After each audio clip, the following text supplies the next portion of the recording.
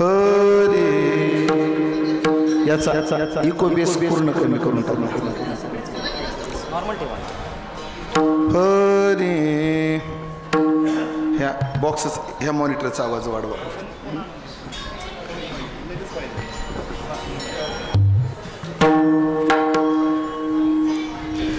रामकृष्ण हरे जय जय राम कृष्ण हरे जय जय राम कृष्ण हरे जय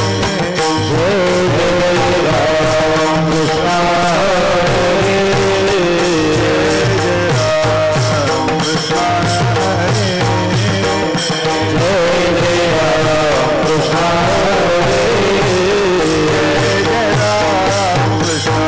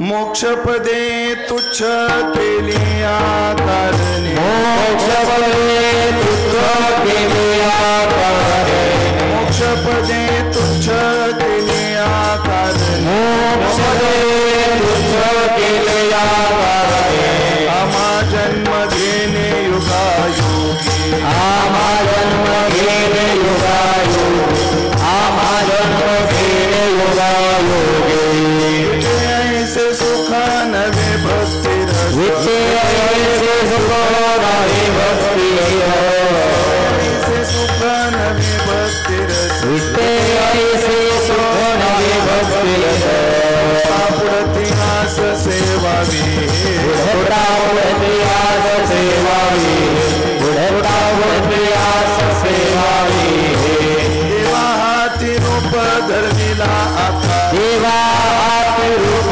धरविला हाती रूप धरविला आकार देवा हाती रूप धरविला तो निराकार होत्या निराकार होता निराकार होता विटे ऐसे सुख नोहे भक्ती रस विटे ऐसे सुख नोहे भक्ती रस ऐसे सुख नोहे भक्ती रस विटे ऐसे सुख नोहे भक्ती रस पुढती आस सेवावी पुढता पुढती आस सेवावी पुढता पुढती आस सेवावी तुका म्हणे चित्त निवांत राहिले तुका म्हणे चित्त निवांत राहिले म्हणे चित्त निवांत राहिले तुका म्हणे चित्त निवांत राहिले पाऊले विटेवरी ध्यायती पाऊले विटेवरी ध्यायती पाऊले विटेवरी विटे ऐसे सुख नोहे भक्ती रस विटे ऐसे सुख नोहे भक्ती रस ऐसे सुख नवे भक्ती रस विटे ऐसे सुख नोहे भक्ती रस पुढती आस सेवावी पुढता पुढती आस सेवावे पुढता पुढती आस सेवावे विडोपाद कुमारी जय भगवान कुमारी जय भगवान कुमारी विठोबार कुमारी जय भगवान कुमारी जय भगवान कुमारी जय भगवान कुमारी जय भगवान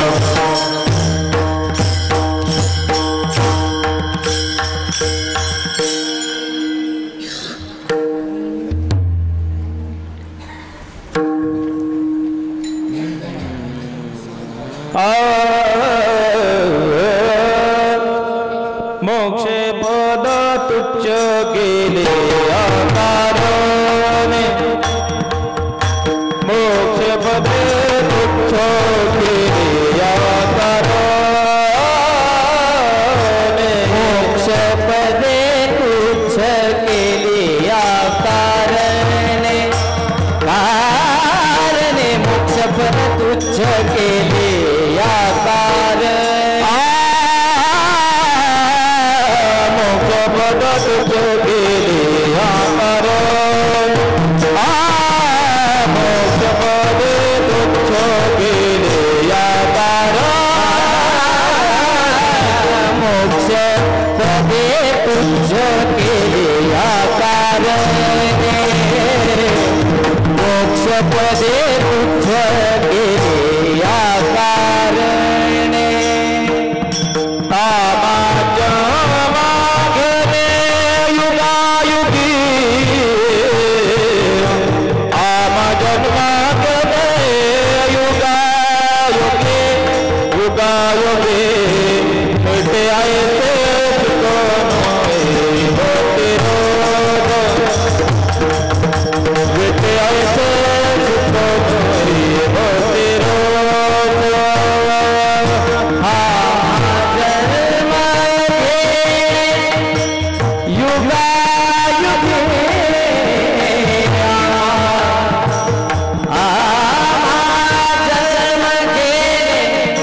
युगायुगी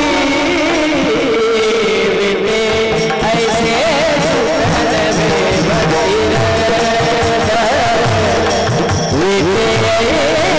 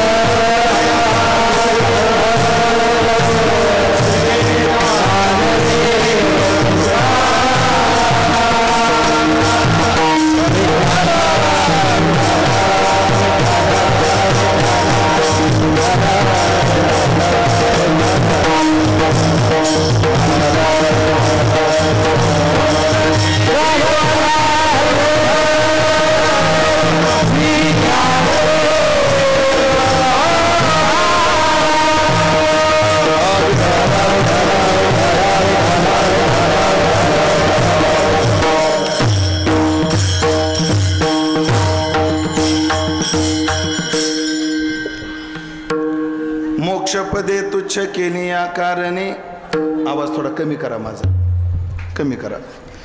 मोक्षपदे तुच्छ केली आकारणे, आम्हा जन्म घेणे युगायुगी. विटे ऐसे सुख नोहे भक्तिरस, पुढता पुढती आस सेवावी हे. देवा हाती रूप धरविलाकार, देवा हाती रूप धरविलाकार, नेदू निराकार हो त्यासी. विटे ऐसे सुख नोहे भक्तिरस, पुढता पुढती आस सेवावी हे. तुका म्हणे चित्त निवांत राहिले, तुका म्हणे चित्त निवांत राहिले, ध्यायती पाऊले विटेवरी. विटे ऐसे सुख नोहे भक्तिरस, पुढता पुढती आस सेवावी हे. पांडुरंगा करू प्रथम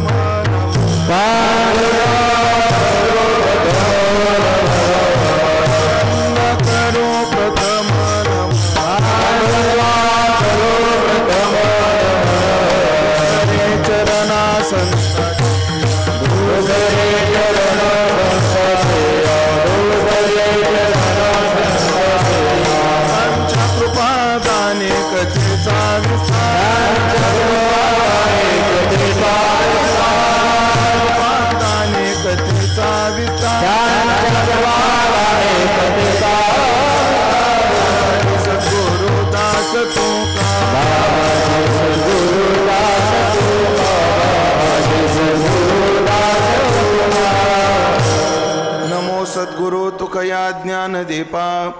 नमो सद्गुरु सच्चिदानंद रूपा. नमो सद्गुरु भक्त कल्याण मूर्ती. नमो सद्गुरु भास्करा पूर्ण कीर्ती. सेवे लागी सेवक झालो तुमच्या लागलो निज चरणा. अहो स्वामी तुकया देवा यावरी न करावा अवेर. संपाट ज्ञानंच विदाय भक्तिं, विलोकितो येन समाधिराज.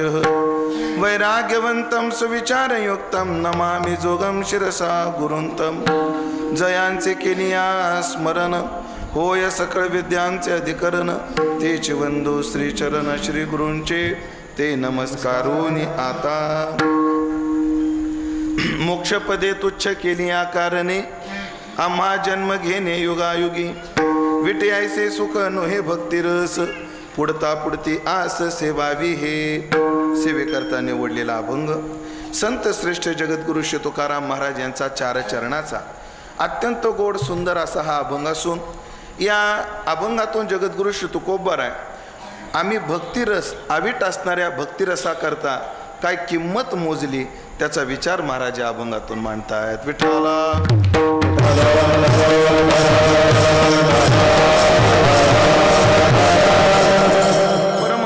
परमात्म्याच्या दरबारात उपस्थित सर्व भाविक सज्जन, वैष्णव गुणीजन महाराज मंडळी यांच्या पावन आणि सुंदर अशा उपस्थितीत आपल्या या झारगडवाडीमध्ये गेल्या 42 वर्षापासून संपन्न होत असणारा गोकुळाष्टमीचा औचित्य साधून हा भक्ती उत्सव, की जो वैकुंठवासी गुरुवर्य हरिभक्तीपरायण गणपत महाराज काळे पूज्य बाबांच्या कृपाशीर्वादाने, वैकुंठवासी हरिभक्तीपरायण सीताराम बापू बोरकर यांच्या प्रेरणेने तथा आदरणीय हरिभक्तीपरायण अमोल महाराज सोळ यांच्या कुशल मार्गदर्शनाने, गावातील सर्व ज्येष्ठांच्या मार्गदर्शनाने तथा सर्व तरुण मंडळीच्या कर्तृत्वाने हा भक्ती उत्सव संपन्न होतो आहे. सालाबादप्रमाणे याही वर्षी हा भक्ती उत्सव संपन्न होत असताना या भक्ती उत्सवातील 3ऱ्या दिवसाची चिंतन सेवा माझ्या वाट्याला सर्व ग्रामस्थ मंडळी झारगडवाडी, सर्व भजनी मंडळी झारगडवाडी, सर्व सप्ताह समिती झारगडवाडी यांच्या प्रेमातून, यांच्या आज्ञेतून तथा आमचे जावई आमचे हनुमानजी चौधरी यांच्या आग्रहातून ही सेवा माझ्या वाट्याला आलेली आहे. तरी ज्ञानोबाराय तुकोबाराय जशी बुद्धी देतील तसं मी अभंगाचं चिंतन करणार आहे. ही चिंतन सेवा पूर्णत्वाकडे जात असताना सुंदर अशी गुणीजन मंडळी, आदरणीय आमचे मृदंगाचार्य विशाल महाराज यांची सन्माननीय उपस्थिती या चिंतनात आहे. त्याचप्रमाणे आदरणीय हरिभक्तीपरायण अमोलजी महाराज करे, आदरणीय हरिभक्तीपरायण विठ्ठल महाराज पाटील तथा सर्वच गावातील परिसरातील भजनी मंडळी या सर्वांविषयी सद्भाव व्यक्त करतो आणि अभंगाच्या दृष्टीने चिंतनाचा प्रवास चालू करतो। खूप गोड पद्धतीने आपण या उत्सवाची मुहूर्तमेढ रोवली आणि तो संपन्न करत आहात आणि मी सगळ्यात आनंदी या गोष्टीने आहे की आपण कीर्तनाची वेळ 7 ते 9 केली। ही लई खूप गोष्ट आहे। एकदा तुमच्याकरता तुम्ही टाळ्या वाजवा, म्हणजे एकट्याची किती पूर्ण आहे आणि या सगळ्या टाळ्या तुमच्या कशा करता तर कीर्तनाची वेळ 7 ते 9 केली याबद्दल। का बरं 7 ते 9 वेळ म्हणजे काय आणि 9 ते 11 वेळ म्हणजे काय आहे अण्णा दोन्हीची परिभाषा सांगतो। तुमच्याकडे पद्धत आहे की नाही मला माहित नाही, पण पेरण्या 2 प्रकारच्या असतात। एक वापशाची पेरणी असते आणि एक धूळ पेरणी असते।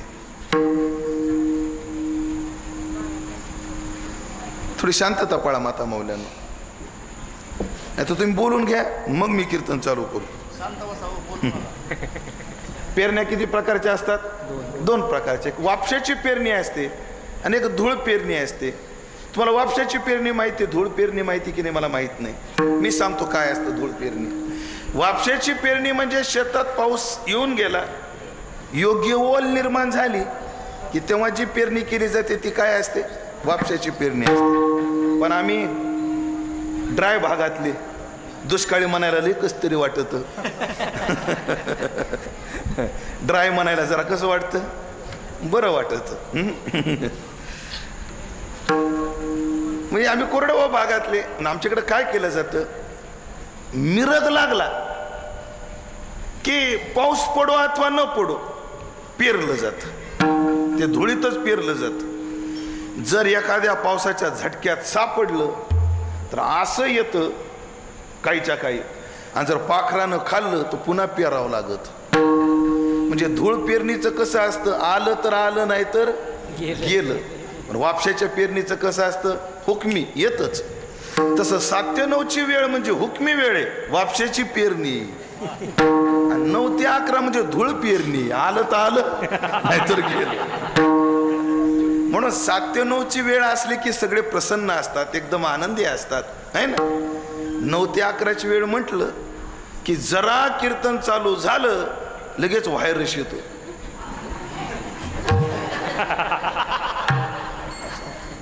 लगेच आम्हाला फवारण्या करावं लागत। फवारण्या केली की पिकं पुन्हा मान टाईट करतात। थोडं 5-10 मिनिटं गेलं की पुन्हा व्हायरस आलाच। कधी कधी तर असा तेल्या येतो रोटर मारल्याशिवाय पर्यायच राहत नाही आमच्या। म्हणून 9 ते 11 ची वेळ 7 ते 9 च्या वेळेत काय आहे हा फरक आहे। आणि पुन्हा गावकऱ्यांनी दातृत्ववान मंडळी पुढे आली आणि त्या दातृत्ववान मंडळीने अन्नदानाचं आयोजन केलं। 7 ते 9 कीर्तन झालं की लगेच जेवायचं। त्यामुळे माता मौल्यांचा ताण कमी झाला। तुम्हाला तरी आहे तर कोण घालणार आहे आमच्याशिवाय?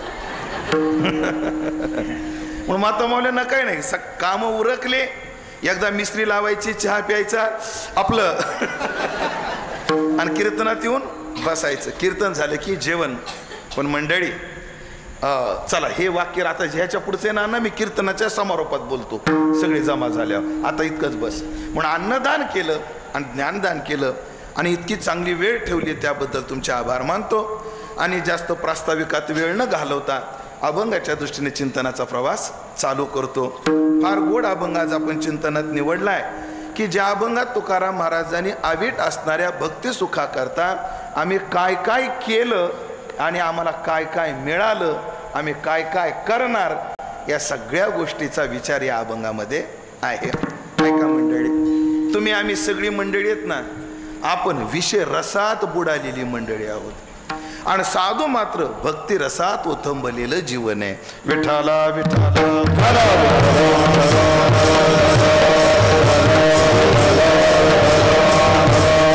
चला आपण 3 प्रकारच करू।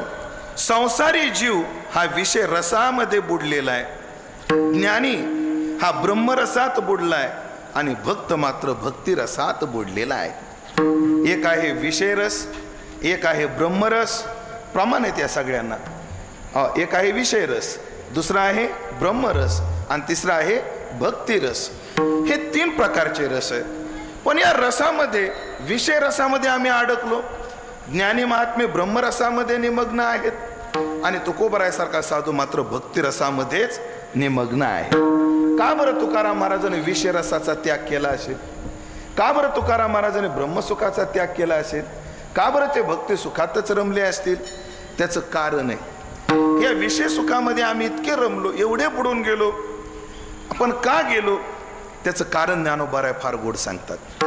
ज्ञानोबाराय म्हणतात, या विषयाचे ने सुखे सकवती कवन. या विषयामध्ये कोण रमतात म्हणले?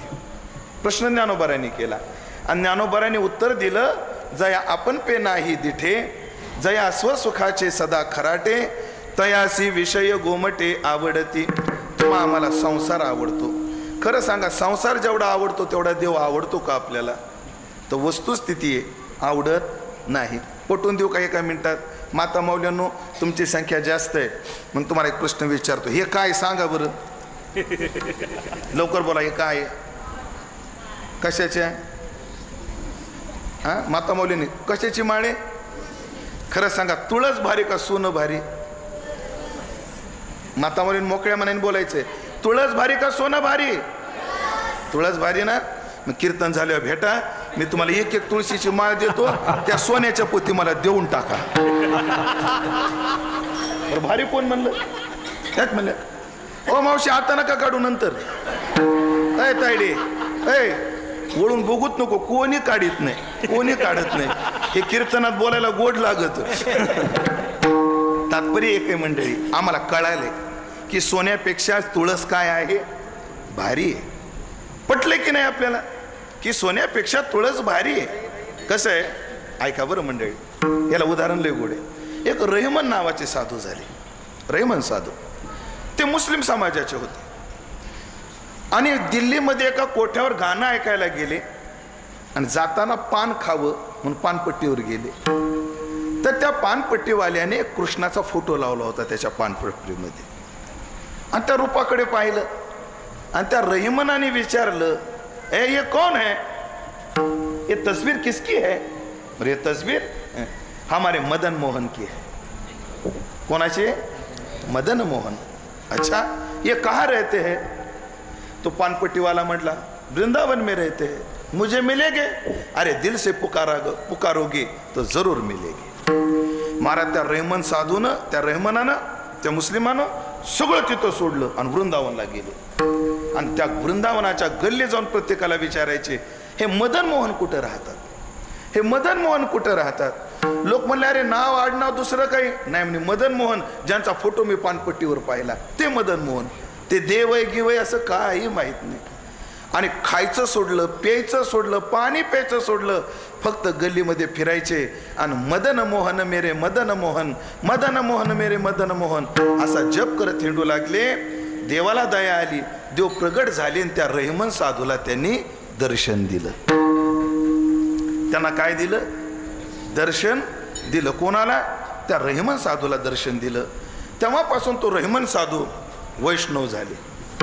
त्यांच्या बाबतीत असं सांगतात विठ्ठल महाराज, रहमान साधूच्या अंगावर 8 किलो तुळशीच्या माळा होत्या. ऐकताय ना?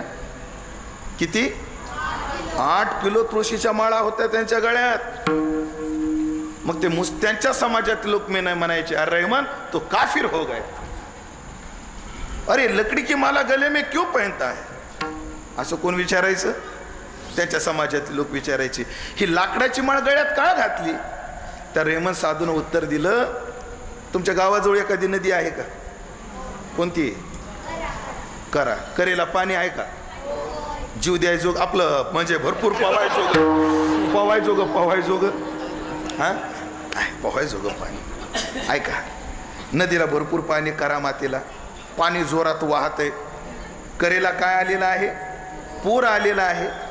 आणि एखाद्याला जर पोहता येत नसलं आणि तो पुरामध्ये पडला तर तो बुडून मरणार की नाही? एक तर पूर आलाय आणि त्याला पोहता येत नाही, पण तो बुडून काय होणार? मरणार. पण तेवढ्यात एक असाच पुरामध्ये पडला ज्याला पोहता येत नव्हतं आणि त्याच्या भाग्योदयानं त्याला एक लाकडाचा वंडका भेटला. कोणाला? त्या पुरात पडलेल्याला काय मिळाला? लाकडाचा वंडका मिळाला. आणि तो ओंडक्याजवळ गेला तर तो काय होतो, बुडतो का? मग नाही बुडत. म्हणजे त्याला लाकूड मिळालं की तो त्या करा नदीतून पुरातून काय होतो, बाहेर येतो.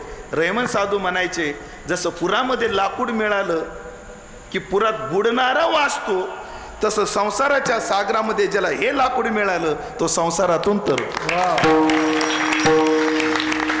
ज्याला हे लाकूड मिळालं म्हणजे तुळशीचं काष्ट मिळालं ते भवसागरातून काय होतं, तरुण जातं. म्हणून मी तुळशीच्या माळा घातल्या, म्हणून तुळशीच्या माळा घातल्या. ऐका मंडळी, म्हणून सोन्यापेक्षा तुळस भारी आहे की नाही? मग आता काय हरकत आहे सोन्याच्या पोती द्यायला? पण सोडा, ऐका, आम्हाला कळाले परमार्थातच खरा रंग आहे, परमार्थातच खरा आनंद आहे, हे आम्हाला कळालंय.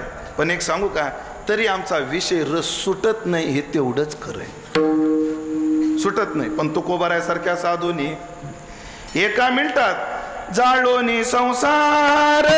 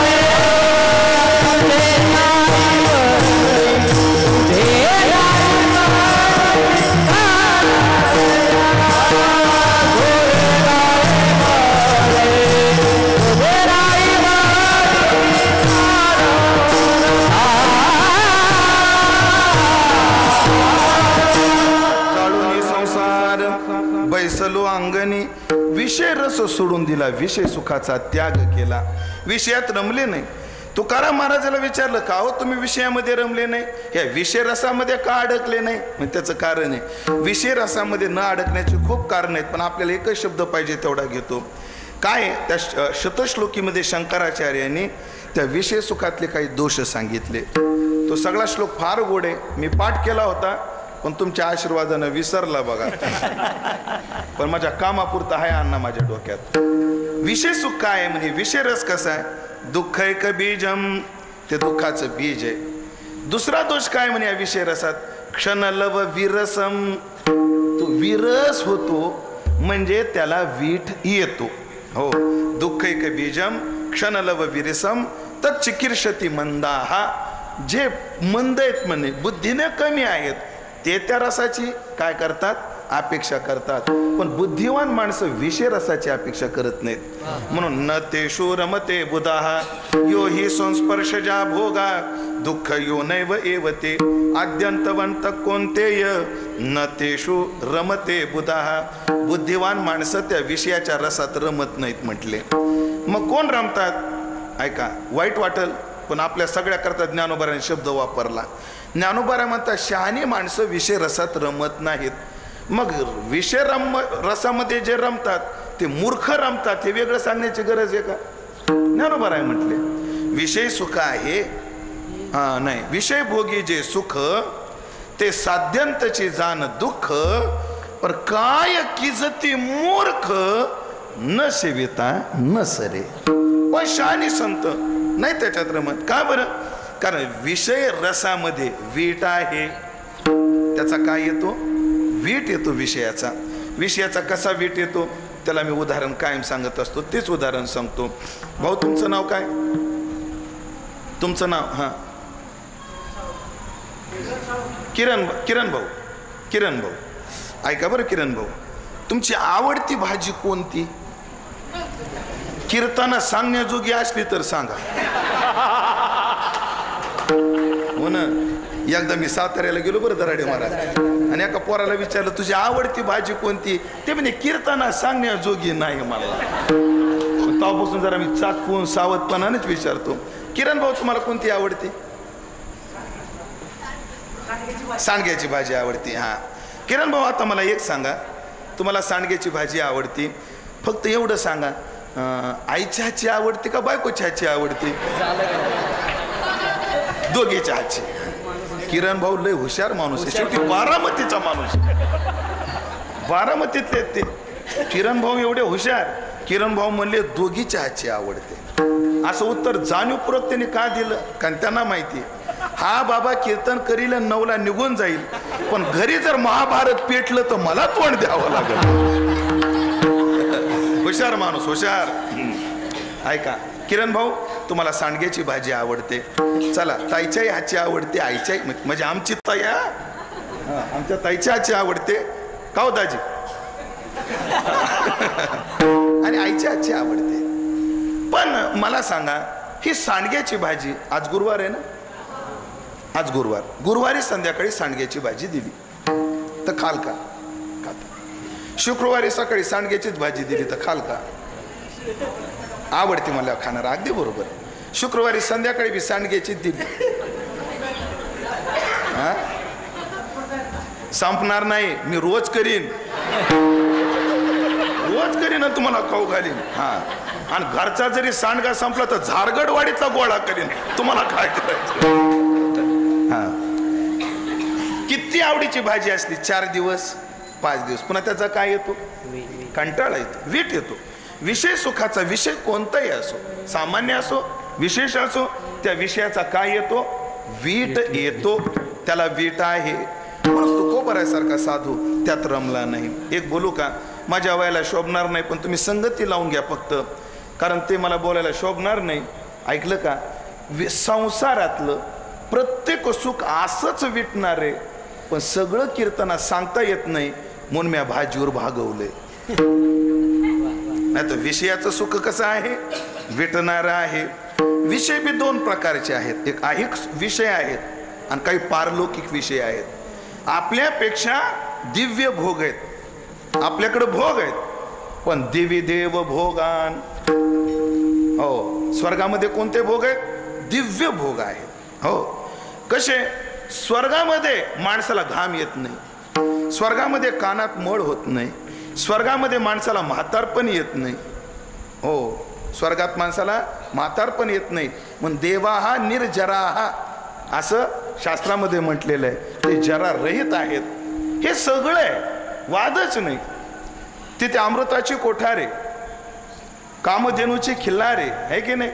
जेथ ऐरावत हे आपलं, जेथ अमरत्व हे सिंहासन, ऐरावता सारिके वाहन. काय पुढं? अमरावती राज, आता आठवे ना, मदन वळगे पायका, संग चिंतामणीची या भूमिका, विनोदवन वाटिका सुरतरुची, जेथ गंधर्व गात गाणी, जेथे रंबी आयशी नाचणी, जेथे उर्वशी मुख्य विलासनी, अंतोरिया, असे दिव्य भोग आहेत. पण एक सांगू काय? कोणाला सामान्य भोग असो किंवा दिव्य भोग असो, भोग म्हटलं की क्षणलव विरसम हे आलंच. त्या स्वर्गातल्या सुद्धा भोगाला वीट आहे, त्याला सुद्धा वीट आहे. त्याचं एक कारण सांगतो तुम्हाला, की ते कारण मला पुढे चिंतनात 10-15 मिनिटं कामी येणार आहे म्हणून सांगतो. माणसाला कोणत्याही एका स्थितीत राहायला आवडतच नाही. हा मानसिक काय आहे? स्वभाव आहे. ही सायकोलॉजी आहे. इंग्रजी सांगायचं ठरलं तर मानसशास्त्र आहे, आणि मराठीमध्ये काय आहे? सायकोलॉजी. माणसाला एकाच प्रवाहात राहायला आवडत नसतं. म्हणून आम्ही मृत्यू लोकात मरतोय म्हणून दुःखी आहोत, तर स्वर्गातले लोक आम्हाला मरण लवकर येत नाही म्हणून दुःखी आहेत. कारण एक सारख्या जीवनाचा कंटाळा येतो माणसाला. मी याला उदाहरण सांगत असतो. लता मंगेशकर नाव माहिती आहे ना? कोणाला माहित नाही? लता मंगेशकर नाव. काय परिपूर्ण जीवन वाटतं माणसाला लता दिदीचं. किती परिपूर्ण जीवन. म्हणजे भारताचा सर्वोत्कृष्ट नागरी पुरस्कार भारत रत्न ज्यांना मिळाला, असं समजू नका केवळ भारतानंच त्यांना प्रथम नागरी पुरस्कार दिला. जगातल्या अजून काही देशांनी त्यांना त्यांच्या देशाचे प्रथम नागरी पुरस्कार कोणाला दिले? लता दीदींना दिलेले आहे. ऐका, लता दीदी काय आहे? 3री 4थी शिकलेली बाई, मात्र जगातल्या 7 ते 8 मोठ्या मोठ्या युनिव्हर्सिटीने त्यांना डॉक्टरेट दिली. ऐका, साध्या ग्रामपंचायतचं सुद्धा इलेक्शन न लढलेली बाई, पण अटलजीच्या सरकारमध्ये खासदार म्हणून लोकसभेमध्ये बसल्या. तेव्हा खासदार होत्या लता दीदी. ऐका, अजून ऐका, काय लता दीदी म्हणजे, लता दीदीचा जर वाढदिवस असला ना पोरो, तर पंतप्रधान जर परदेशात असले तर ते परदेशातून आवर्जून लता दीदीला फोन करायचे, वाढदिवसाच्या शुभेच्छा द्यायचे. कोण? पंतप्रधान. आमच्यासारखं नाही, आमच्या स्टेटसला आमचाच फोटो ठेवावा लागतो आणि 10-10 मिनिटाला पाहावं लागतं किती जणांना पाहिलं, किती जणांना पाहिलं. जसं लुक्का अंड्यावर कोंबडी बसली, दिलं का नाही अजून, दिलं का नाही अजून, तसं त्या फेसबुकवर, इंस्टावर, त्या स्टेटसला ठेवून व्हॉट्सअपवर किती जणांना पाहिलं आणि किती जणांना पाहिलं. एवढा केविलवाना प्रयत्न आहे महाराज आपला, इतका केविलवाना. काय काय लोक तर फेसबुकवर स्वतःच्या वाढदिवसाची पोस्ट स्वतःच करतात आणि खाली लिहितात, मला तुमच्या कमेंट रूपी आशीर्वादांची अपेक्षा आहे. किती केविलवाना प्रयत्न. पण लता दीदी, अजून ऐका, लता दीदी गेल्या ना, लता दीदी गेल्या तर लता दीदी गेल्यानंतर त्यांच्या नावाने शासकीय पुरस्कार चालू झाला. एवढंच नाही, लता दीदीच्या नावाने अयोध्येचा जो विकास चालू आहे, त्या अयोध्येच्या विकासामध्ये एका चौकाला नाव लता मंगेशकर दिलंय. एका चौकाला नाव लता मंगेशकर दिले. किती गोडवे गाऊ त्या जीवनाचे मी, किती गोडवे गाऊ, हा किती गोडवे गाऊ. पण आपल्याला वाटतं की नाही, काय जीवन आहे, काय मोठं जीवन आहे, काय परिपूर्ण जीवन आहे. जीवन जगावं तर असं वाटतं का नाही आपल्याला. पण आपण त्या जीवनाला जाऊन विचारू, तुम्हाला काय वाटतं. म्हणून लता दीदी जेव्हा गेल्या तेव्हा लता दीदीच्या पुण्यतिथी वारल्यानंतर त्यांच्या जुन्या मुलाखतीच्या काही रील व्हायरल झाल्या महाराज. त्यातली एक रील सांगतो तुम्हाला, ऐकताय ना, लक्ष देऊन ऐका. एक रील अशी होती, पत्रकारांनी लता दीदीला विचारलं, दीदी पुढचा जन्म जर तुम्हाला माणसाचा मिळाला तर तुम्हाला काय व्हायला आवडेल. प्रश्न काय विचारला, तुम्हाला पुढचा जन्म जर माणसाचाच मिळाला तर तुम्हाला काय व्हायला आवडेल. लता मंगेशकरजीने उत्तर दिलं, जन्म नाही मिळाला तरच बरं, पण जर मिळालाच तर लता मंगेशकर सोडून काही व्हायला आवडेल. म्हणजे एवढ्या मोठ्या जीवनाला सुद्धा काय वाटतं, ह्याच्यातून आपण काय पडावं बाहेर, आपल्या जीवनात काय असावं, परिवर्तन, बदल पाहिजे. म्हणून आपलं तरी बरं आहे, कोणी 100 वर्ष जगतं, कोणी 60 वर्ष जगतं आणि ह्याच्यातून एकदा सुटतं. पण स्वर्गातल्या भोगांना लवकर मरण सुद्धा येत नाही आणि स्वभाव आहे माणसाचा. मला उदाहरण सांगत असतो, काय फक्त मोठी मंडळी उत्तर द्या फक्त आता मला. हां, तेच कपडे घालून कंटाळा आला तर माणसाला वाटतं की नाही कपड्यात काय झाला पाहिजे आता बदल. तेच जेवण करून कंटाळा आला की माणसाला काय वाटतं, जेवणात काय झाला पाहिजे, बदल झाला पाहिजे. त्याच घरात राहून कंटाळा आला, आता या घरात सुद्धा काय झाला पाहिजे, बदल झाला पाहिजे. बायको फारच शिव्या द्यायला लागली, नाही ऐका ना पूर्ण तुम्ही, तिच्याही स्वभावात बदल झाला पाहिजे असं म्हणायचं होतं. तुम्ही लगेच बायको बदलायच्या नादी लागले होते. तसं नाही, तसं नाही, तसं नाही. म्हणजे परिवर्तन जीवाचा हा स्वभाव आहे, स्वभाव आहे. एका स्थितीमध्ये जीवाला राहू वाटत नाही, त्याचा त्याला वीट येतो. म्हणून ऐक, भोगामध्ये जसा वीट आहे तसं पारलौकिक विषय सुखातही वीट आहे. ऐका, म्हणून तो महात्मा स्वर्गाकडे कसा पाहतो आणि मृत्यू लोकातल्या भोगाकडे कसा पाहतो. ज्ञानोबाच्या 2 समर्थ ओव्या आहेत. नाराचीच अंतुरणे पूय पंखी लोळणे, तैसे मानी भोगणे अहिकीचे, स्वर्गादी मानसे ऐकोनी अमानी ऐशे, कुहिले पिशित जैसे श्वानाचे गा. म्हणून साधू ना ऐक भोगरसामध्ये रमतो ना पारलौकिक भोगरसामध्ये रमतो. तुकोबारा म्हणतात, तुका म्हणे पावटणी आणि करू स्वर्गाची निशाणी. आम्ही स्वर्गाला पायरी करून पुढे जाऊ, म्हणजे हे सुख त्यागून पुढे जायचे. म्हणजे तुकोबारासारखा साधू विषय रसामध्ये रमला नाही का, त्याला वीट आहे. म्हणून चला, तुकाराम महाराजासारखा साधू ब्रह्मरसातही अडकला नाही. कशावरून? ऐका. हो. नको ब्रह्मज्ञान आत्मस्थिती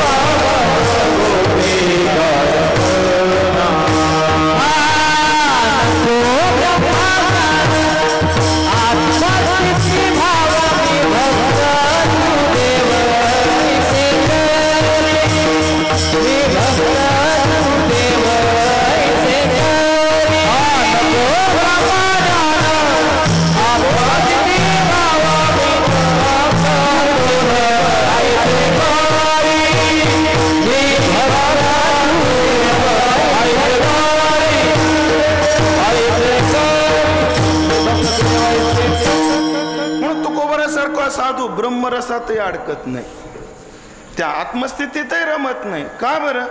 जरा धाडसानं विधान करू का? एक चिंतक मंडळीला झेपणार नाही, आवडणार नाही, पण मी प्रमाण जर दिले तर तुम्हाला नक्की पटल. कसं बरं? कारण त्या ब्रह्मसुखाला सुद्धा वीट जरी नसला त्याच्यात चढ उतार नाही. आणि जीवनामध्ये सुख कसं पाहिजे? हेलकाव्याचं पाहिजे, हेलकाव्याचं पाहिजे. याला उदाहरण काय? साखर होण्यात मजा आहे का मुंगी होऊन साखर खाण्यात मजा आहे?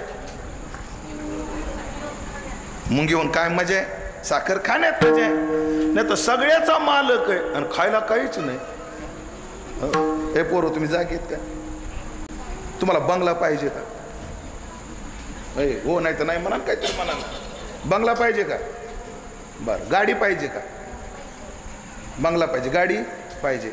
असं ब्रासलेट, गळ्यात साखळी, गोप पाहिजे. खिशात पैसा पाहिजे का? पैसा पाहिजे का? पैसा पाहिजे का? पाहिजे. बायको पाहिजे का?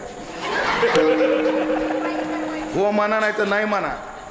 हो जर म्हणले तर इतरा, नाही जर म्हणले तर माझ्या गाडीत बसा. असं ही सगळी सुख सगळ्याला पाहिजे. पैसा पाहिजे, बंगला पाहिजे, गाडी पाहिजे. आता एक विचार तरी पोरं तुम्हाला, हे बंगला, गाडी, पैसा म्हातारपणी पाहिजे का तारुण्यात पाहिजे? काय म्हणतात पोरं सुद्धा? तारुण्यात पाहिजे. म्हातारपणी भेटून काय फायदा आहे? ह्या माता मौल्यांचं एक वाक्य आहे.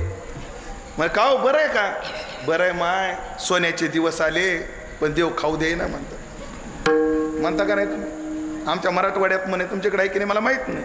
घर भरलं आणि तोंड धरलं म्हणतात. म्हातारपणी लहान आमचे वैकुंठवासी वैद्य बाबा म्हणायचे. असं तारुण्य असतं, अशी पचनक्रिया असते. बाबा म्हणायचे कवडे कवडे दगड पसतात, तर तेव्हा भाकर भेटत नाही. आणि मग म्हातारपणी सगळं मिळतं एखाद्याला, जवळ बऱ्याच जणाला, पण पचत नाही. म्हणून भोगाचं मालक होण्यापेक्षा भोगाचा भोगता होणं लय गरजेचं.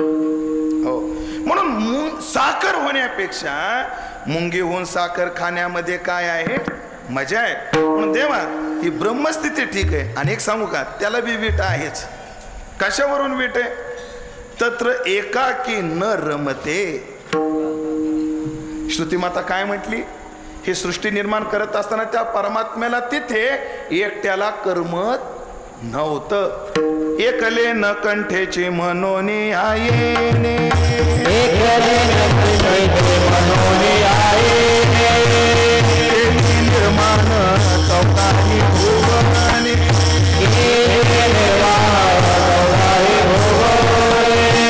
गगन चंद्र सूर्य मेघ तारा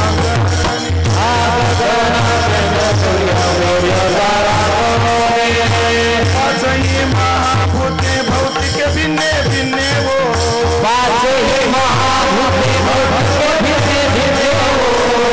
ऐसा लागले माया सूत्रधारी ऐसा लागले माया सूत्रधारी ऐसा लागले माया सूत्रधारी ऐसा लागले माया सूत्रधारी एकले न कंठेचे म्हणून आहे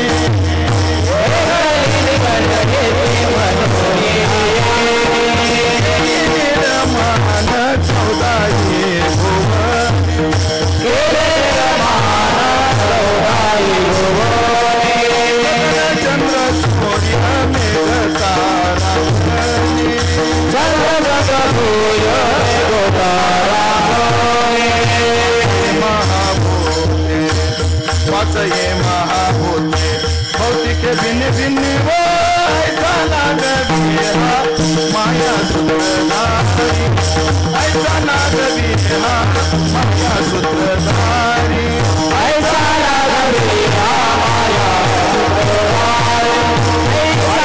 ऐसा लागवी माया सूत्रधारी त्याला सुद्धा त्या स्थितीत रमत नाही एकट्याला म्हणजे ज्या अर्थी त्याला रमत नाही त्या अर्थी त्याला तो विटलेला आहे आणि ज्याला ऐका धाडसानं विट न ह्याला धरून प्रमाण पाहिजे असतं त्याला बी गात्यात प्रमाण त्या सुखाला सुद्धा वीट आहे कसं बरं ऐका विसरोनी देवपणा ऐकताय ना विसरोनी देवपणा उभा पंढरीचा राणा देवपणा विसरोनी पंढरीचा राणा उभा पण का उभा पुढे शब्द आहे का तो कोबरायचे काय आहेत विटोनी निर्गुणा रूप धरिले गोजिरे म्हणजे तो निर्गुणाला विटला हे सांगायचे का बरं कारण त्याला भक्ती सुख पाहिजे होतं त्याला काय पाहिजे होतं भक्ती सुख मग तो म्हणतो की भक्ती सुखा लागी आपणची दोही बागी वाटून अंगी सेवक ही बाणी एरा नाव मी ठेवी ऐशी ओज भजती बरवी त्या भक्ती सुखा करता सगळ्यांना पाठ असणार प्रमाण ज्या सुखा कारणे देव वेडावला ज्या सुखा कारणे देव वेडावला वैकुंठ सोडून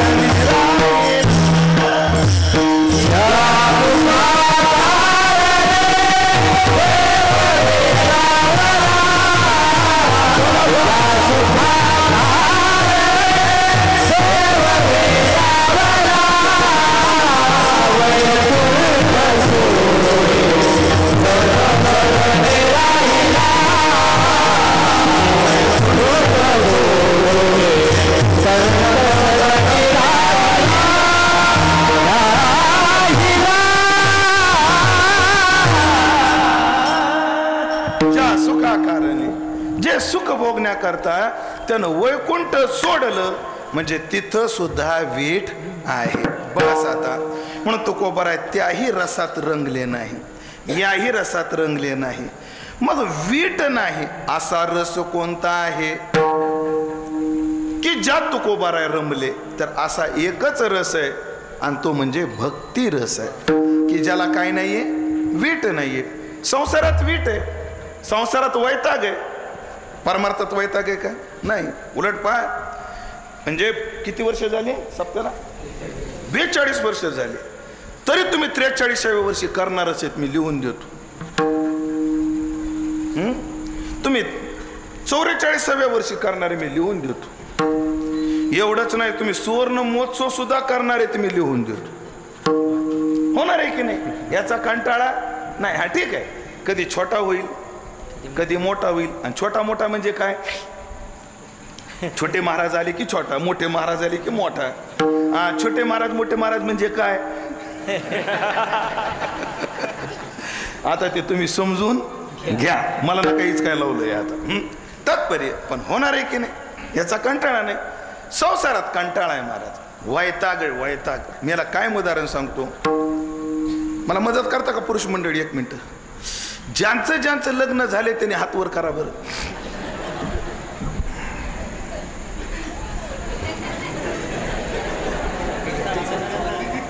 हो, झारगडवाडीत एवढे ब्रह्मचारी जराडे बा, एवढे ब्रह्मचारी सध्या आळंदीत नाहीत.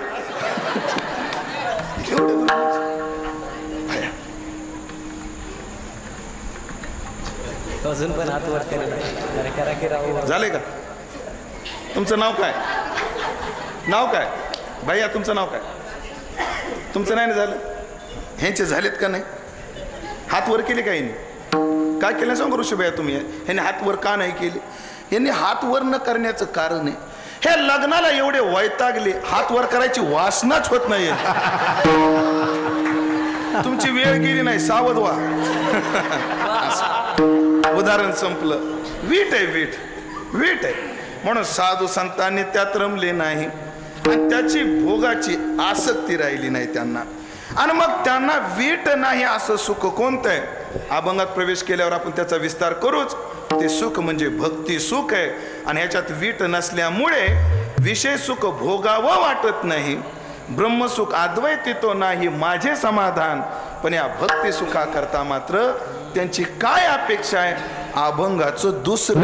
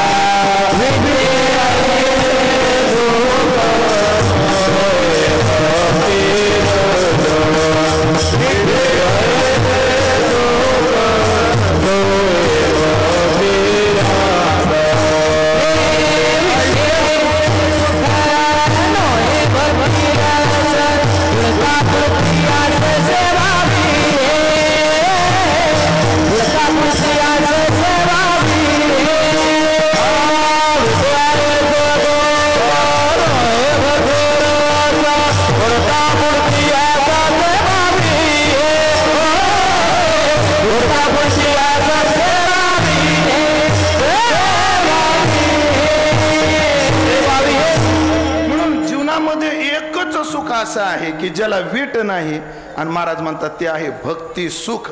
विटे ऐसे सुख नोहे भक्ती रस. भक्ती रसाला वीटच नाही मंडळी, ऐकलं का? म्हणून पहा ना, विषय सुखाला विटलेले भक्तीकडे वळले, ब्रह्मसुखाला विटलेले भक्ती सुखाकडे वळले. का वळले? कारण ह्या सुखाला वीट नाही. हे सुख कसं आहे? लय गोड तुकोबरायचं प्रमाणे, पुढते घडे, चढते घडे, सेवन घडे आणि आगळे घडे. 4 विशेष आहेत. पुढते घडे, चढते, सेवन, आगळे. भक्ती भाग्य बळे निर्भरता.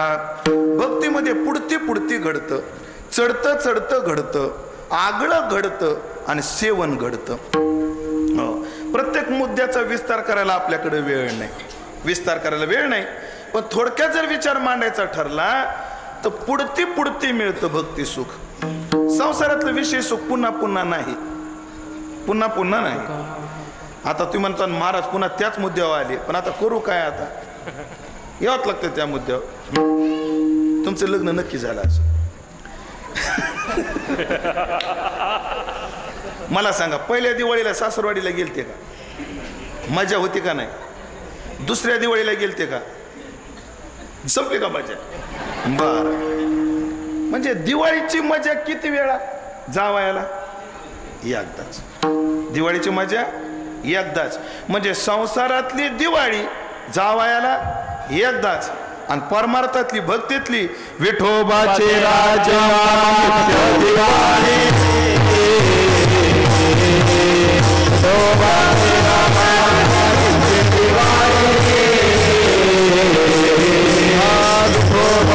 राजा मंच दिवाळी.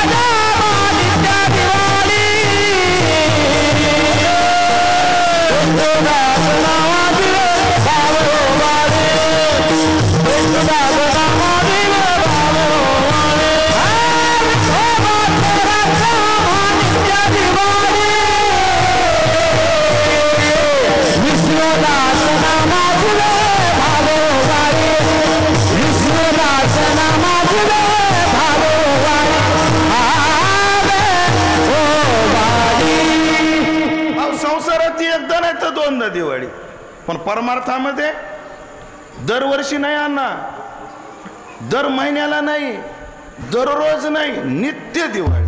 आम्हाला दिवाळीच आहे. दिवाळी काय असते? आनंद. म्हणजे सदैव आम्हाला आनंद आहे.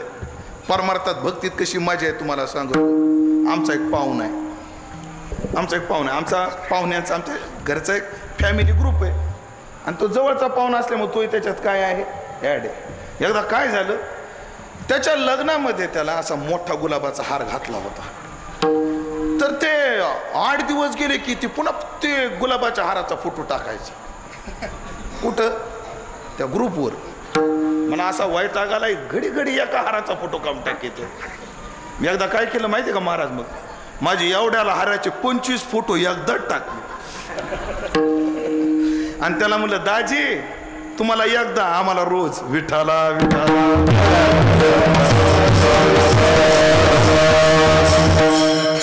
तुम्हाला सांगतो महाराज, महिना जात नाही आडवा देवाच्या दरबारात. काय मजा आहे ते सांगतो तुम्हाला.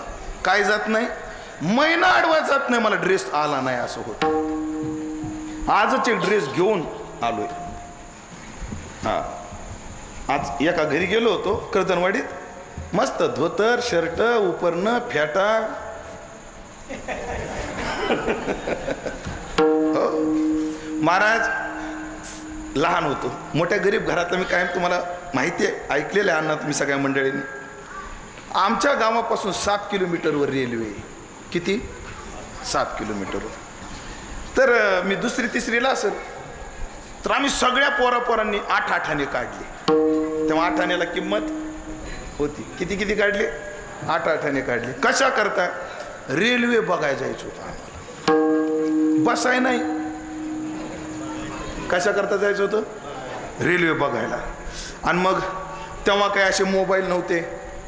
हो, live status where my train असले ॲप नव्हते. म्हणजे रेल्वे लेट झाली काय झाली कळायला काही मार्ग नव्हता. माहित होतं संध्याकाळी ट्रेन तिथं येते निजामाबाद पॅसेंजर. मग आम्ही त्या 3-4 वाजता येते. काळी पिवळ्या होत्या असत्या ना मग जुन्या काळातल्या, त्या ड्रायव्हरकडे गेलो. सगळ्या पोरांनी 8-8 दिले आणि तो आम्हाला घेऊन कुठे गेला? रेल्वे स्टेशनवर गेला. आणि तिथं गेल्यावर कळालं रेल्वे 3 तास लेट. तेव्हा रेल्वे स्टेशनवर असं बोर्डवर लिहिलं जायचं ही ट्रेन एवढी मिनिट लेट. तर 3 तास लेट होती. तो काळी पिवळीवाला काही थांबना. अय म्हणे 3 घंटे थांबा, मला परवडत नाही म्हणला.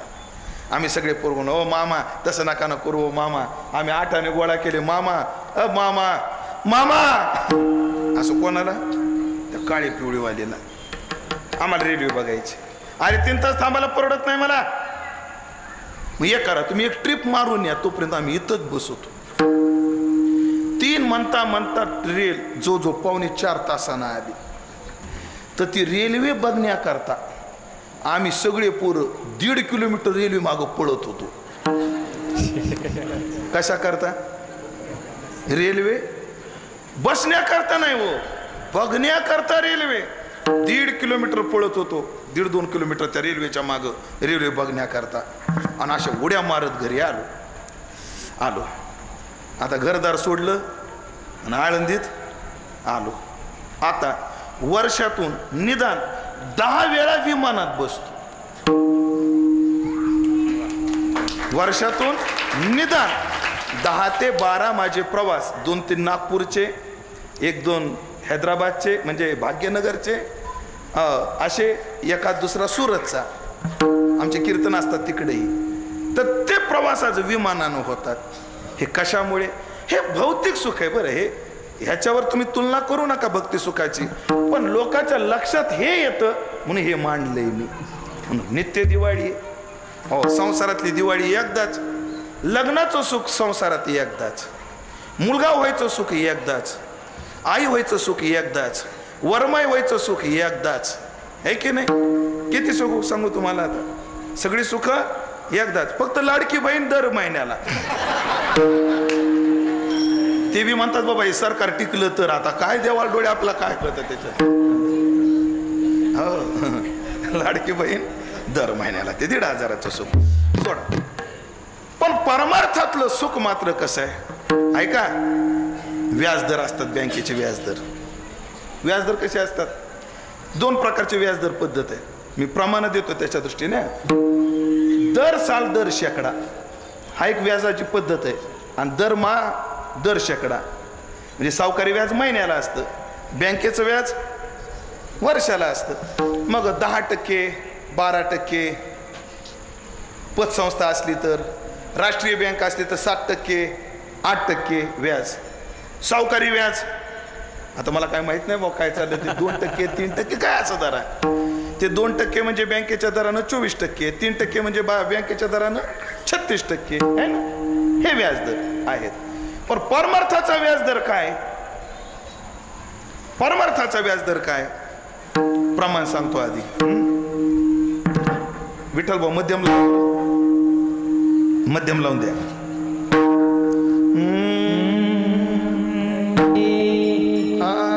खर्चे न गोटे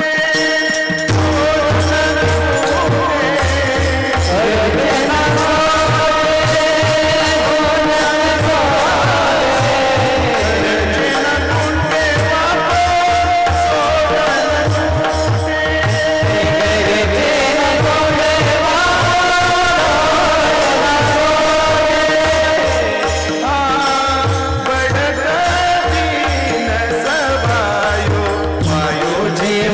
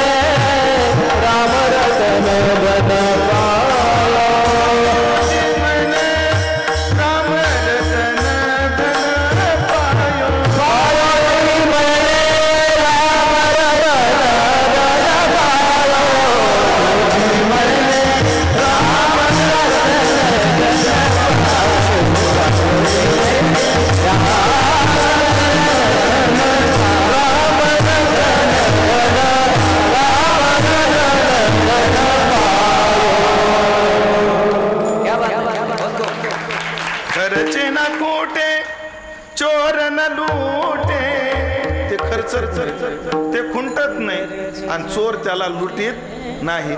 बढता दिन सवायो, दिवसाला 1.25 पटीनं वाढतं म्हणजे आमच्या मीराबाईचा व्याजदर काय? दर साल दर शेकडा नाही, दरमहा दर शेकडा नाही, दर दिवस दर शेकडा 25%. या राम नावाच्या धनाला, या भक्ती नावाच्या रसाला काय व्याजदर आहे?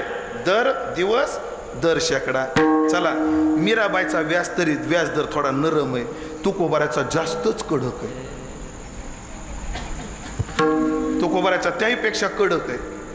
कसा आहे? मोजा आता, मोजा. दर साल दर शेकडा नाही तुकोबाराचा व्याज, दरमहा दर शेकडा नाही सावकारासारखा, किंवा मीराबाई सारखा दर दिवस दर शेकडा नाही. आता ऐका बरं प्रमाण, दर क्षण दर शेकडा 100%. लक्षात आलं? दर क्षण दर शेकडा. सुखया संत समागमे, सुखया संत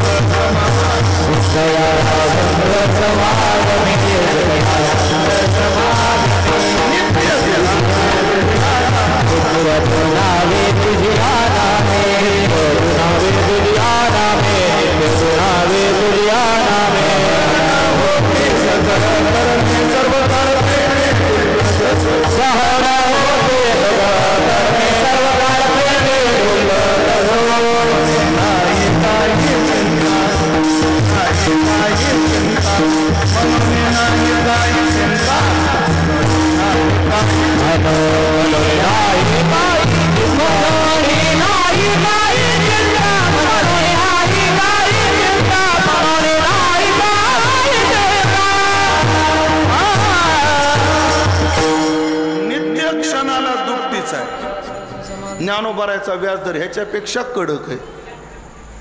आता ऐका बरं, ऐका ऐका. व्याजदर दर साल दर शेकडा बँकेसारखा नाही, दर मास दर शेकडा सावकारासारखा नाही, दर दिवस दर शेकडा मीराबाई सारखा नाही, दर क्षण दर शेकडा तुकोबारासारखा नाही. ज्ञानोबाराचा व्याजदर किती आहे? पुण्याची गणना कोण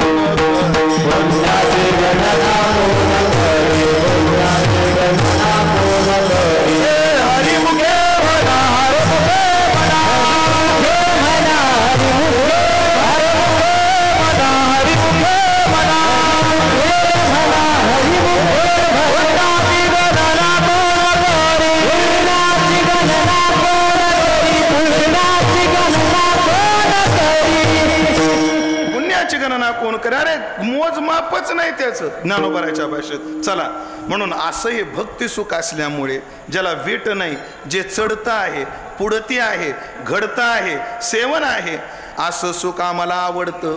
बेटे ऐसे सुख नोहे भक्ती रस, म्हणून पुढता पुढती आस सेवावी हे. पण आम्हाला एकच अपेक्षा, हे सुख आम्हाला पुन्हा पुन्हा पुन्हा भोगायचं. पुढतं पुढते तुका सुखला सुखवितो लोका. माणसाला जे मनापासून आवडतं ना, त्याचा कंटाळा कधी येत नाही. बाळा, तुझं नाव काय रे? शिव. तुला गोड पदार्थात खायला काय आवडतं शिव? गुलाबजाम. शिवला गुलाबजाम आवडतं. शिव, मी तुझा मामा म्हण, चालेल का? मन मामा.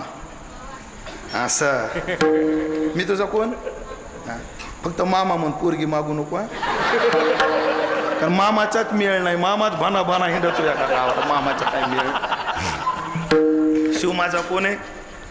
भाचा आहे. मी हेरून केला भाचा, शोभला पाहिजे ना आपल्याला. हा, शिवला काय आवडतात? गुलाबजाम. मी काय आणले? गुलाबजाम आणले. बोले शिव, अरे मामा म्हण. हा, तेच म्हणलं. अरे बघ, मी तुला खाऊ आणला. काय रे मामा म्हणले? निदान फोन करून सांगायचं ना खाऊ आणणार आहे. आत्ताच जेवलोय बघ. एवढा जेवलोय, घोटभर पाण्याला सुद्धा जागा नाही. अरे असं नाही, पुण्याहून आणलाय मी खाऊ. अरे मामा पण जेवलो रे, तुला फोन करायला काय झालं होतं? अरे तुझ्या आवडीच आहे. मला गुलाबजाम आणलीस काय म्हणला? म्हणलं मग. मला मामा लय जेवलोय, आता आता एक खातो, आता एक खातो आणि बाकीचे सकाळी खातो. म्हणलं तुझ्यासाठी आणले, आता खाय उद्या खाय नाही तर परवा खाय. म्हणून मी गुलाबजामचा डब्बा दिला. कोणाकडं? भाचा आहे भाच्याकडं म्हणा. हां हां, मी भाच्याकडं काय दिला? गुलाबजामचा डब्बा दिला. म्हणून माझा भाचा नावाला एक खाणार होता, तो नावाला एक बी ठेवीत नाही. का बरं? ज्ञानोबराची ओवी आहे का? आवडी जे थप्पडे तयाची अवसरे पुढे पुढे रेगो लागे हे घडे प्रेम आहे. म्हणून भक्ती सुख प्रेमाचा विषय आहे. हा आवडीचा आहे. का आवडीचा आहे? कारण विटणारा नाही. म्हणून पुढता पुढती आस सेवावी हे ते सेवावं वाटतं. मग ऐका मंडळी, जीवनामध्ये कोणतंही सुख भोगण्याकरता किंमत मोजावी लागते. त्याची काय मोजावी लागते? किंमत मोजावी लागते. म्हणून पहा, साधं चहाचं सुख भोगायला सुद्धा किंमत मोजावी लागते. या जगात कोणतं सुख फुकट भेटत नाही, त्याला किंमत मोजावी लागते. आता कसं आहे, या जगात कोणालाच आणि काहीच फुकट भेटत नाही. काही लोकांनी या जन्मात सायास केले, काही नाही मागच्या जन्मात केले. पण सायास केली या वाचून ते नाही तुकोबर आहे म्हणतात, करावं लागतात. हे परस्पराला भ्रम आहेत. ह्याला वाटतं ह्याला फुकटचं भेटलं, ह्याला वाटतं ह्याला फुकटचं भेटलं. आणि बोलू का सगळ्याच्या मनातलं? सगळ्याला वाटतं महाराज लोकाला फुकटचं भेटत नाही. हो महाराज, फुकटचं नाही भेटत. फॅन चालू आहेत इथं, असं असून सुद्धा माझा फेटा सगळा घामानं भिजलाय आतून. कीर्तन झाले उघडून बघा तुम्ही, पूर्ण घामानं भिजलाय. आमचा घामाचा पैसा आहे हो.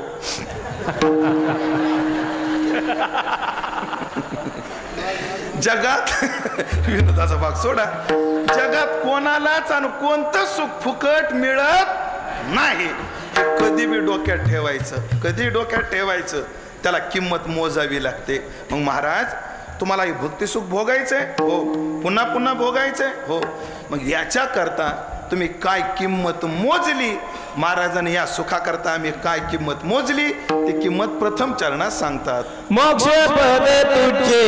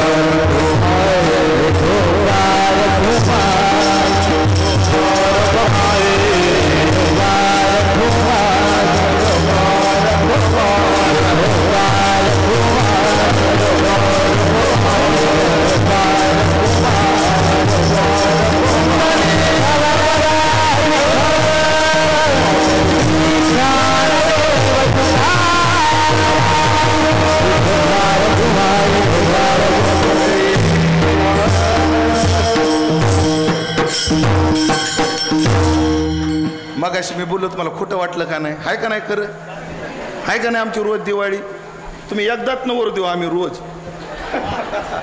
असं.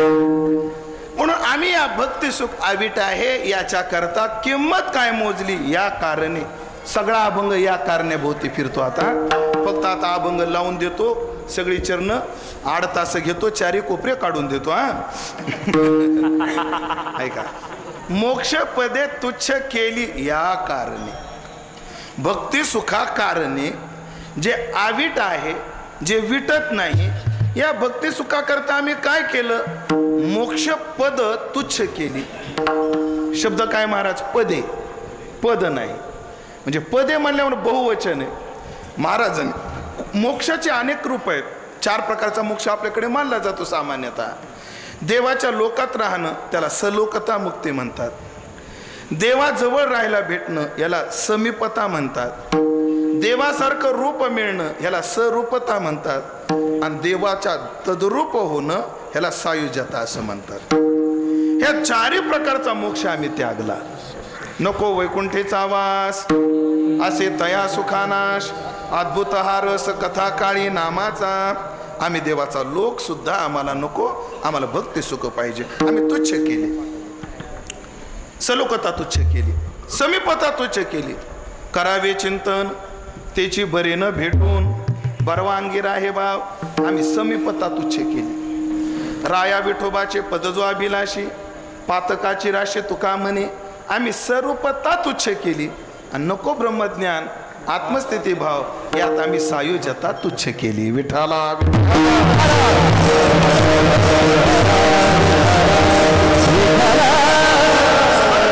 तुच्छ केली तुम्ही हे पद. काय गरज काय? राहू द्यायची होती ती पद. नाही नाही म्हणजे सगळी पद आहेत ना, या मोक्ष आहे ना, तो भक्ती सुखाला अडचण करतो. कशी अडचण करतो? एक पदाला आपण 2-2 मिनिटं न्याय देऊ. सलोकता काय करते? ऐका, देवाच्या लोकामध्ये लय राहू नये म्हणले. का राहू नये मला सांगा. आधी हाराचा भार कमी करतो, पहिलाच काही कमी नाही.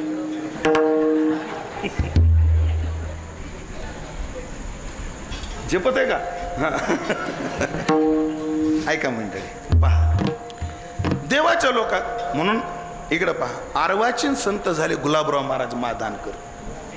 गुलाबराव महाराज मादानकर खूप गोड संत, जोग महाराजाच्या काळात होते. त्यांचा एक विचार आहे, तुम्हाला फार गरजेचा आहे. ते काय म्हणायचे? ऐका बरं माता मौल्यांना. ते गुलाबराव महाराज म्हणायचे, मी ज्ञानोबरायची कन्या आहे, पांडुरंगाची बायको आहे. स्वतःला काय म्हणायचे? मी ज्ञानेश कन्या आहे आणि पांडुरंगाची कृष्णाची पत्नी आहे. महाराज त्यांचा गोपीभाव एवढा वृद्धिंगत झाला होता. पुरुष होते शरीरानं, पण तो गोपीभाव एवढा वृद्धिंगत झाला होता, त्यांना महिन्यातून 4 दिवस रोज दर्शन होत होतं. एवढा अधिकारी महात्मा. म्हणजे त्या भावने पुढे बायोलॉजी सुद्धा मागं पडली. एवढा महात्मा. ते म्हणायचे आराध्याच्या गावात लय राहू नये. का? आराध्याच्या गावात जास्त दिवस राहिलं की त्या क्षेत्राची अवज्ञा घडते. पण आपण पंढरपूरला गेल्यावर किती उल्हासानं चंद्रभागेच्या आंघोळीला जातो. पंढरपूरचे लोक जातात का बघा बरं. बरं जातात तर किती जातात. म्हणून ते म्हणतात तीर्थात देवाच्या लोकात लय राहू नये, अवज्ञा होते. म्हणून पहा, रामाचा तिरस्कार करणारा धोबी रामाच्या गावातच राहत होता. आणि रामाला वनात पाठवणारी मंथरा सुद्धा रामाच्या गावातच राहत होती. म्हणून लोकांमध्ये राहून सुद्धा भक्तीची अडचण होण्याची शक्यता आहे. म्हणून सलोकता नको. देवाच्या जवळ राहिलं म्हणजे भक्ती सुख मिळतं असं नाही. मला सांगा, देवाच्या पोरांमध्येच एक पोरगा होता सांब. भागवत उघडून बघा किती उन्हाळ होता. म्हणजे जवळच असूनच भक्ती घडेल असं नाही. म्हणून समीपता नको, स्वरूपता नको. का? देवाचं रूप नको. का नको? तुम्ही जाग्यातनं माता माऊलीनं तुम्हाला एकच प्रश्न विचारतो. कोणाला मुलगा म्हणा, कोणाला नातू म्हणा. खरं सांगा, तुम्हाला नातू 4 हाताचा झालेला आवडेल का 2 हाताचा? समजा एखाद्याला 4 हाताचा नातू झालाच, तो म्हातारी सगळ्या गावात पिढे वाटेल मला विष्णू झाला, माझ्या घरात विष्णू आला म्हणेल काय? नाही. आम्हाला गणपती बाप्पा बरा वाटतो, पण सोंडीचा पोरगा झाला तर कसं वाटत? बरं वाटत. आम्हाला शनिदेव बरा वाटतो, पण शिंगाचं लेकरू आपल्याला झालेलं आवडेल का? नाही आवडायचं. पोरगी झालेली आवडेल, पण 8 हाताची पोरगी झाल्यावर. म्हणून देवाचं जे रूप आहे नको. आपलं आहे ते रूप बरं आहे. म्हणून स्वरूपता नको. आणि सायुज्यता भक्तीमध्ये आडसर आणते. म्हणून सायुज्यता नको. म्हणून 4 थांबा, ओवी देतो भागवतातली. विठ्ठला विठ्ठल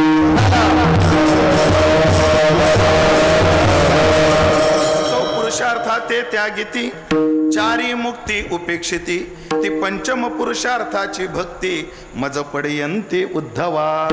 ती उद्धवा भक्ती आहे. म्हणून याच्या वरची मुक्तीवरील भक्ती जाण. म्हणून आम्ही मोक्षपदी तुच्छ केली आणि आम्हा जन्म घेणे युगायुगी. आम्हाला पुन्हा पुन्हा जन्म घ्यायचा आहे. या सुखाकरता महाराज जन्म घेणं चांगलं आहे का हो? चांगलं आहे का? गर्भवासाचे दुःख गाडे कोणापुढे सांगावे? पण नियम एक आहे, मोठ्या सुखातून बारक दुःख वजा होतं हा नियम. मोठ्या सुखातून बारक दुःख वजा होतं. हो. नवरा तोंड पाडूनच घरी आला. बायकोने विचारलं काय झालं? काय सांगायचं तुला म्हणला. सकाळी ते 200 रुपये दिले होते आणि पडले बघ कुठं तरी. किती रुपये हरवले त्याचे? 200 रुपये हरवले. 200 रुपये पडले म्हणे कुठं तरी. ते म्हणजे असू द्या, मला लाडक्या बहिणीचे 1,500 आलेत आज. म्हणजे 1,500च्या सुखात 200 रुपयाचं दुःख काय झालं? वजा झालं. अजून उदाहरण देतो आणि थांबतो आता. दुभत्या गाईच्या लाता गोड. गायची लात का बरं गोड? गाय दुभती आहे. बरं चला अजून सोपं उदाहरण. भाऊ तुमचं नाव काय? हनुमान भाऊ. तुमचं गाव? हेच गाव. ह्या गावात तुमचं घर आहे. घरात कपाट आहे. कपाटात पैसे. हनुमान भाऊ कामापुरते खरं बोलतात ते. आणि कोणाकडे नाही. या मंडपात मी सोडलं तर कोणाकडे पैसा नाही. अहो खरंच माझ्याकडे पैसा नाही, कारण अजून कीर्तनच सुटलं नाही. ऐक, हनुमान भाऊच्या घरामध्ये कपाट, कपाटात पैसे. असं होणार नाही भाऊ. पण कल्पना करा, चोर घरामध्ये शिरला. पण भाऊ हुशार, सगळे व्यवहार ऑनलाईन. उग खर्चापुरते 10,000 रुपये त्याने काय ठेवले होते?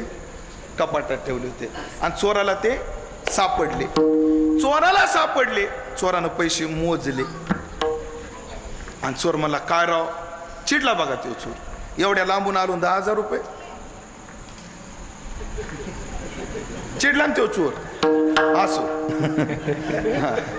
ते मला जेवढे खिशात पडतील तेवढे. त्यानं आपले 10,000 घेतले, खिशात टाकले. तेवढ्यात भाऊ जागे झाले. चोर चोर चोर म्हणून आरडले. पण ऐका, भाऊंच्या घरी जायच्या आधी चोर माझ्या घरी आला होता. आणि त्याने माझ्या घरचं 2 लाखाचं पाकिट चोरलं होतं. आणि भाऊ आरडले चोर चोर म्हणून. त्यानं खिडकीतून उडी मारता मारता ते 2 लाखाचं पाकिट पडलं. कुठं पडलं? कुठं पडलं? भाऊ सगळे म्हणतात तुमच्या घरात पडलं. कुठं पडलं? तेवढं गरीबाचं परत करा राव. गरीब उदाहरण संपलं. ऐका, गेले किती? लवकर बोला. 10. मिळाले किती? म्हणजे फायदा कितीचा आहे? 1,90,000चा आहे. म्हणून सुख मोठं आहे का दुःख मोठं आहे? सुख मोठं आहे. मग असा चोर भाऊच्याच काय तुमच्या घरी माझ्या घरी कोणाच्या घरी आला आणि 10 गेले आणि 190 देऊन गेला तर आपण पोलीस पाटलाला फोन करू का? मग सरळ हनुमंताच्या मंदिरात येऊ. हनुमंता दर शनिवारी तुला नारळ फोडील, दिसाड असा चोर येऊ देत जाय. म्हणजे मोठं सुख मिळालं की बारकं दुःख वजा होतं. तसं भक्तीचं सुखच एवढं मोठं आहे त्याच्या पुढे गर्भवासाचं दुःख काहीच नाही. नामा जन्म घेणे युगायुगी. आता आम्ही मग या भक्ती सुखासाठी देवा हाती रूप धरविला आकार, आम्ही देवाला आकार घ्यायला लावला. आम्हाला भजन करायचं होतं पण भजनाकरता भज्य पाहिजे ना, कोणतरी परमात्मा पाहिजे ना भजनाकरता. म्हणून आम्ही देवाला आकार घ्यायला लावला. कधी कृष्ण आकार घ्यायला लावला, कधी राम आकार घ्यायला लावला. आता आपण हा उत्सव कशा करताय? कृष्ण आहोत म्हणून देवा हाती रूप धरविला आकार, नेदो निराकार हो त्याशी. आता आम्ही त्याला निराकार होऊ देणार नाही. आता ऐका, तुका म्हणे चित्त निवांत राहिले. आणि आता या भक्ती सुखा करता आमचं चित्त निवांत राहिलं. जे चित्त अप्यब्धी पानान महतान सुमिरून मुलनादपी अपि वन्य अशनात साधो विषमच चित्त निग्रह.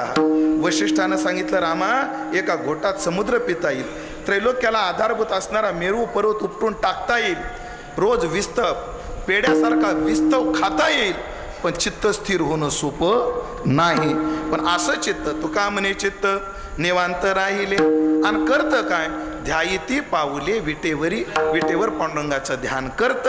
हे सगळं कशा करता? या कारणे ज्ञानेश्वर